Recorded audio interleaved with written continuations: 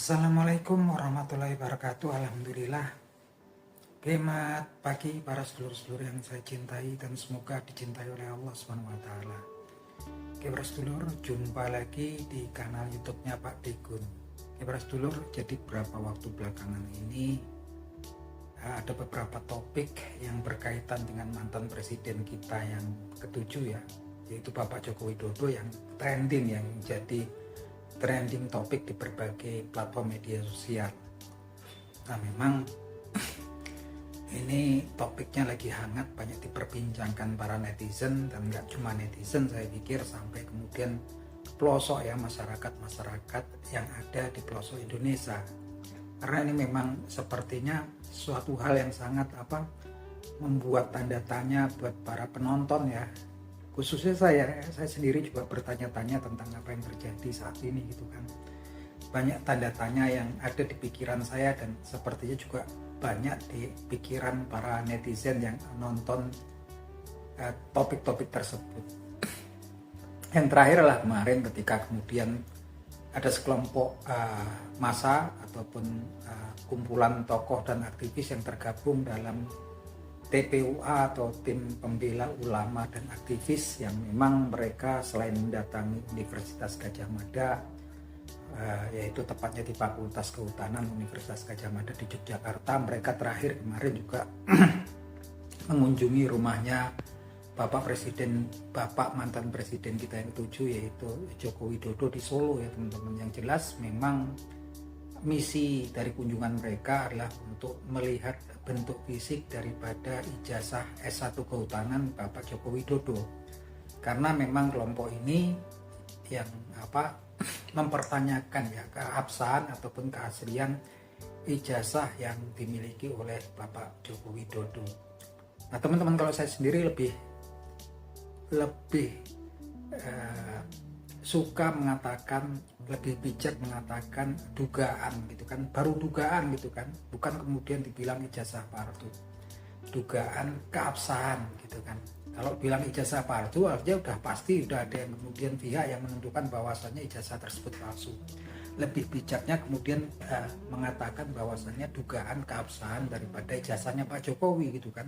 Tapi memang kemudian wacana yang berkembang saat ini gitu kan, narasi yang berkembang saat ini sepertinya udah kalau dibilang ijazah palsu ya sepertinya sudah ada yang menentukan bahwasanya itu palsu. Kalau menurut saya sih lebih tepatnya memang susunan katanya adalah dugaan ya keabsahan daripada ijazahnya Pak Jokowi gitu kan. Yang jelas mereka ini kemarin juga berkunjung ke rumahnya Pak Jokowi dan alhamdulillah mereka juga diterima oleh Pak Jokowi, dan ini surprise ya untuk saya, karena memang sepertinya sebelumnya kan memang saya pikir yang akan ditemui oleh kelompok massa dari TPUA ini yang dipimpin oleh Bapak Rizal Fadila ya, ini yang menemui tim penguasa, tim penasihat hukumnya Pak Jokowi ya, yang memang sebelumnya sudah melakukan press conference ya, segala sesuatu yang berkaitan dengan ijazahnya Pak Jokowi, kalau ada pihak-pihak yang ingin meminta keterangan harus melalui kuasa hukumnya. Tapi ternyata kemarin ketemunya langsung sama Pak Jokowi. Nah teman-teman, seperti perwakilannya kan kemarin ada 3 ya, yaitu Pak Rizal Fadila, kemudian ada Damayari Lubis, dan kemudian ada Bu Kurnia kalau nggak salah. Yang memang dari awal mereka memang misinya salah satunya kemudian untuk mendapatkan informasi seputaran ijazahnya Pak Jokowi dan pengen melihat bentuk fisik asli daripada ijazahnya Pak Jokowi. Dan mereka sepertinya juga menemui jalan buntu ya, karena memang kemudian Pak Jokowi menerima mereka, tapi berkaitan dengan keinginan mereka, niat mereka kemudian untuk melihat ijazah aslinya Pak Jokowi, ijazah S1 kehutanannya Pak Jokowi tidak terpenuhi karena ditolak oleh Pak Jokowi, dan Pak Jokowi mengatakan itu hak dia gitu kan, hak banyak Pak Jokowi gitu kan, dan dia hanya akan memberikan lihat kalau memang kemudian diperintahkan oleh proses hukum atau pengadilan. Artinya jelas sekali ya, deklarasinya memang ini akan, kalau memang pengen tetap melihat harus melalui proses hukum. Nah sampai di situ sebenarnya saya juga nggak begitu heran, tapi yang rasa aneh ketika mereka nggak terpenuhi kemudian keinginannya gitu kan, Saya pikir ya sudah oke-oke aja lah gitu kan, itu juga haknya Pak Jokowi gitu kan. Tapi kemudian kok anehnya kemudian timbul pemberitaan bahwasanya setelah kehadiran tokoh-tokoh tersebut Pak Jokowi justru mengundang para wartawan gitu kan untuk datang press conference, tapi yang jelas kan kemudian mereka tidak boleh membawa alat HP segala macam untuk merekamnya. Pak Jokowi menunjukkan ijazah-ijazahnya dari SD, SMP sampai SMA sampai kemudian S1 kehutanannya gitu kan. Yang jelas ini kan tambah kesininya malah bikin apa ya, banyak tanda tanya gitu kan, banyak tanda tanya bagi para orang awam kayak saya gitu kan. Kenapa kok yang pertama nggak dikasih tunjuk, yang kedua yang kemudian para wartawan dikasih tunjuk, kemudian malah banyak spekulasi yang beredar di situ kan. Namanya juga sekarang ini eranya era digital ya teman-teman. Kalau saya sendiri sih yang khawatir memang kemudian yang datang ke Solo ini kan memang rata-rata masa yang datang memang kebanyakan kan bapak-bapak dan ibu-ibu yang sudah sepuh ya, usianya mungkin di atas 50 tahunan gitu kan. Saya sih khawatirnya kalau kemudian memang ada kemudian clash dengan masa yang dia dari pendukung Pak Jokowi. Memang sepertinya di sela-sela kunjungan tersebut memang sempat terjadi apa ya, clash ya gitu kan, friksi, ada benturan tapi cuman cekcok ya, cekcok omongan. Dan alhamdulillah memang kemudian nggak ada masalah yang berarti dan mereka kemudian balik lagi dengan selamat, dengan aman sampai ke kediamannya masing-masing gitu kan. Dan ternyata mereka juga kelompok yang masuk dalam TPUA ini nggak cuma dari Pulau Jawa ya, kota-kota yang ada Pulau Jawa, ada juga yang dari Lampung, dari beberapa kota yang ada di luar Pulau Jawa. Yang jelas memang keinginan mereka ini, tekadnya sepertinya kuat banget ya, pengen lihat bentuk asli ijazahnya Pak Jokowi, dan mereka nggak bisa mendapatkan apa yang mereka harapkan. Nah teman-teman, sampai di situ kan memang kemudian yang jadi tanda tanya justru mereka nggak dikasih lihat, justru para wartawan yang dikasih lihat. Tapi lagi-lagi memang nggak boleh ada kemudian untuk memeriksa ya, untuk merekam atau mengambil dokumentasi. Yang jelas malah ini kemudian menimbulkan banyak spekulasi kan di situ kan, yang menimbulkan banyak tanda tanya, walaupun sekali lagi itu haknya Pak Jokowi ya teman-teman. Nggak ada yang bisa meminta beliau karena itu hak pribadi beliau berkaitan dengan ijazah yang dia miliki gitu kan. Ini sendiri kemudian jadi tanda tanya, Mbok ya kasih aja lihat, kalau di wartawan dilihat, mereka yang penasaran itu dilihat, karena pada hakikatnya kalau menurut saya orang-orang yang udah dari luar kota, dari kota-kota yang jauh sampai ke Solo itu betul-betul niatnya pengen lihat, dan kalaupun nggak dikasih lihat justru sebetulnya juga mereka nggak akan pernah puas, dan mereka juga pastinya juga akan mencari jalan yang lain gitu kan. Yang jelas memang kemudian yang anehnya kenapa nggak dikasih lihat, sebenarnya kan simpel ya, kasih lihat kemudian ada ada penasihat hukum, ada kemudian pihak keamanan, ataupun kemudian ada para ahli di situ gitu kan. Tapi yang saya lihat memang kemudian tokoh-tokoh di luar TPUA ini juga banyak yang nggak muncul ya gitu kan. Sebelumnya memang ada Dr. Tifa Fauzia, kemudian ada Dr. Roy Suryo, ada muncul Bapak Amin Rais, kemudian ada Bapak Rismon Hasilwan Sianipar gitu kan. Memang kemudian nggak muncul ya di Solo gitu kan.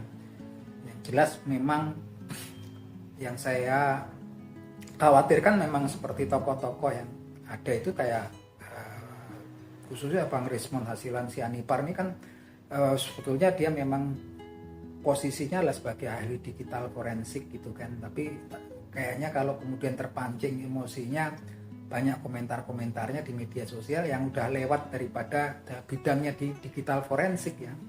Komentar ketika kemarin ada tokoh yang datang ya, yang kemudian dianggap itu tokoh yang akan melindungi Pak Jokowi gitu kan daripada kerudukan massa gitu kan, kemudian mengomentari tentang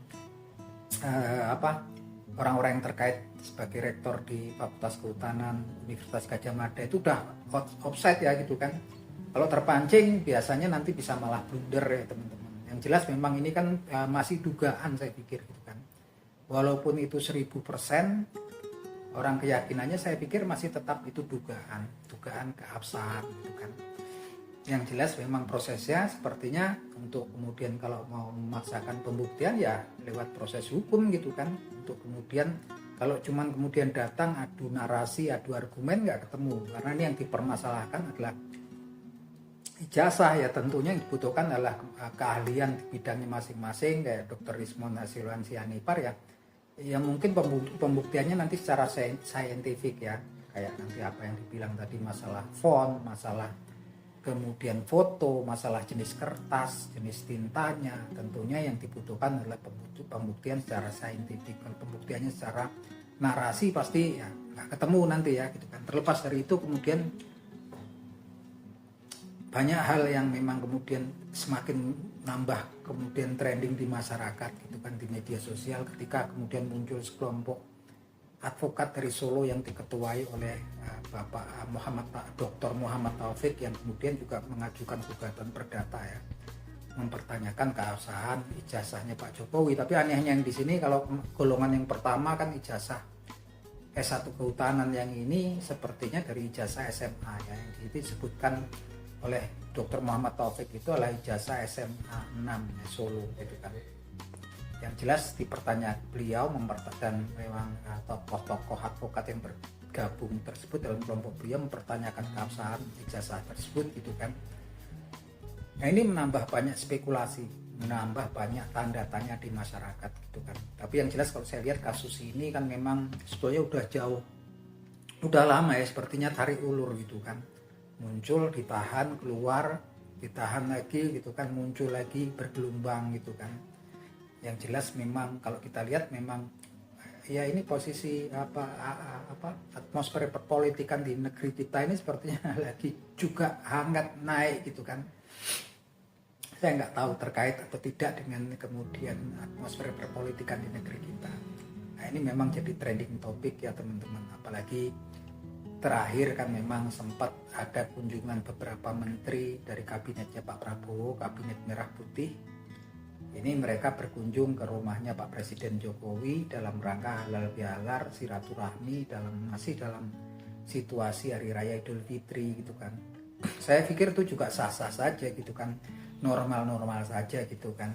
Tapi yang kemudian jadi tanda tanya adalah kemudian ketika ada salah satu menteri yang masih menteri aktif di kabinetnya Pak Prabowo Subianto, ketika direkam, didokumentasi oleh beberapa media sosial gitu kan, media, bahwasanya ketika ditanya, saya kesini untuk, beliau memberikan pernyataan untuk menanyakan kondisi Pak Jokowi apakah masih sehat gitu kan, meminta petunjuk, arahan-arahan untuk menjalankan tugasnya di kementerian gitu. Saya pikir ini masih normal-normal aja ya, tapi kemudian timbul pernyataan bahwasanya dia kan ini dulu bos saya dan sekarang masih bos saya. Yang ini kemudian memang menjadi tanda tanya gitu kan, karena sempat